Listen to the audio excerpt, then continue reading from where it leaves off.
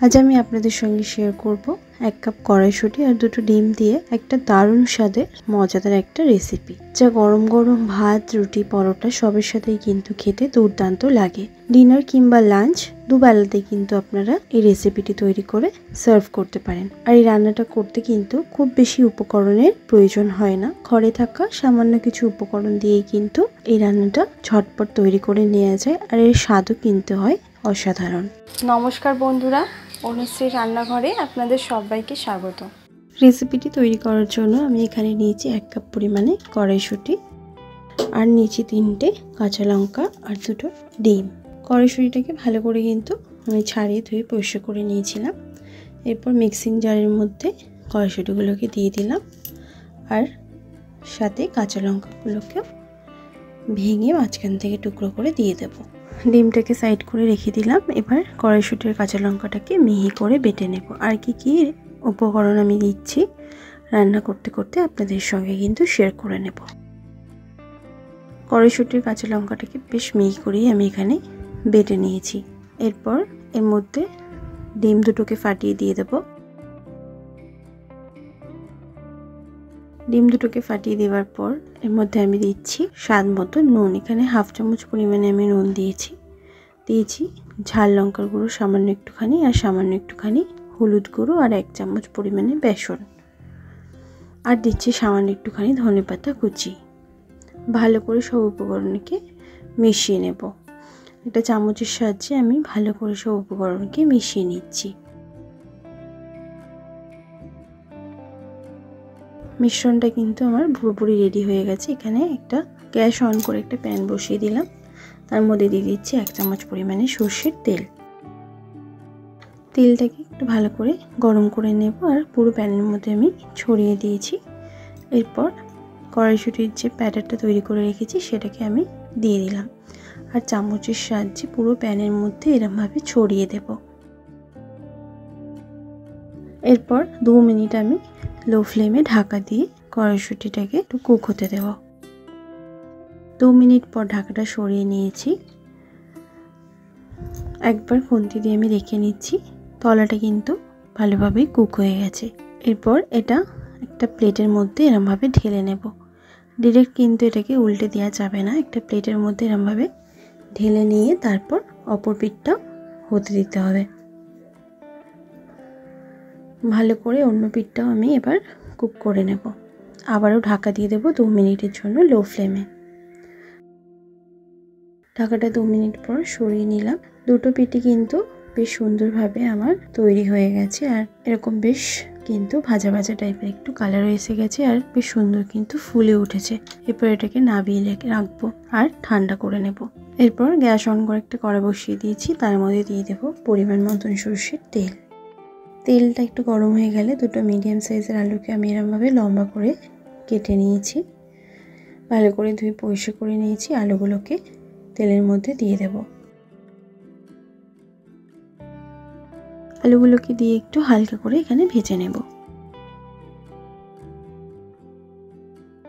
আলুটাকে একটু হালকা করে আমি ভেজে নিয়েছি। এরপর আলুগুলোকে তেল থেকে তুলে রাখছি। এরপর আর 1 চামচ তেল আমি অ্যাড করেছিলাম। ওই তেলেতে ফোড়নে দিচ্ছি 2টো তেজপাতা, 2টো ছোটো এলাচ, দিচ্ছি হাফ চামচ মতন গোটা জিরে। ফোড়নটাকে ভালো করে ভেজে নেব। ফোড়নটা একটা সুন্দর গন্ধ বেরোতে শুরু করে দিয়েছে। এরপর আমি এখানে দিয়ে দিচ্ছি একটা বড় সাইজের পেঁয়াজ কুচি। পেঁয়াজটাকে দিয়ে 2 মিনিট হাই ফ্লেমে আমি একটু ভেজে নেব।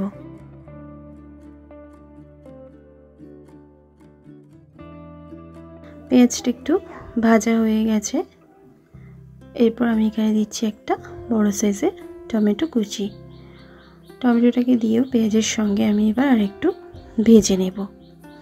দিয়ে দিচ্ছি স্বাদ মতো নুন, যাতে টমেটোটা খুব তাড়াতাড়ি সফট হয়ে যায়। ভালো করে আমি টমেটোর পেঁয়াজটাকে একটু ভেজে নিলাম। টমেটোটা একটু সফট হয়ে যাওয়ার পর দিয়ে দিচ্ছি 1 চামচ পরিমাণে আদা রসুন বাটা।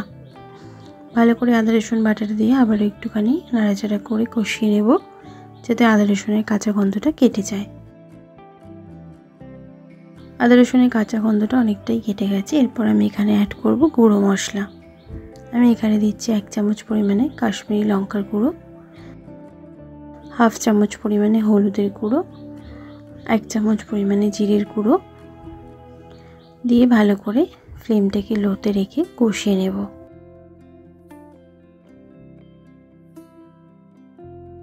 মশলাগুলোকে ভালো করে কষিয়ে নেবার পর আমি এখানে ভেজে রাখা আলুগুলোকেও দিয়ে দিলাম। আলুটাকে দিয়েও মশলার সঙ্গে একটুখানি কষিয়ে নেব।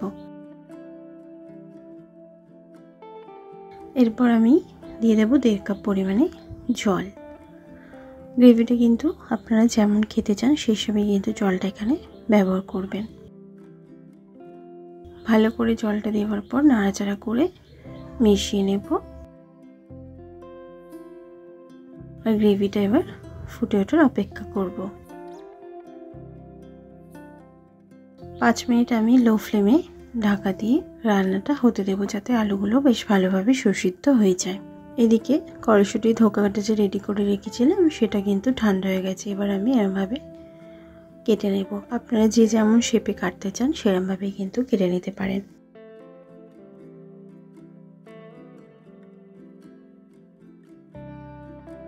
এগুলো কিন্তু শুধু মুখেও আপনারা খেতে পারেন, এত সুন্দর খেতে লাগে। শুধু মুখেও খেতে কিন্তু ভালো লাগে, আর বেশ সুন্দর কিন্তু সফটও হয় খেতে। ভেতরটাও কিন্তু খুব সুন্দরভাবেই কুক হয়ে গেছে। সবগুলোকে আমি এরকম পিস পিস করে কেটে নিয়েছি। এদিকে 5 মিনিট পর ঢাকাটা সরিয়ে নিলাম। আলুটাও কিন্তু প্রায় অনেকটাই সিদ্ধ হয়ে গেছে। এরপর কড়াইশুঁটির ধোকাগুলোকে আমি দিয়ে দেব। দিয়ে ভালো করে হালকা হাতে একটু নাড়াচাড়া করে মিশিয়ে নেব।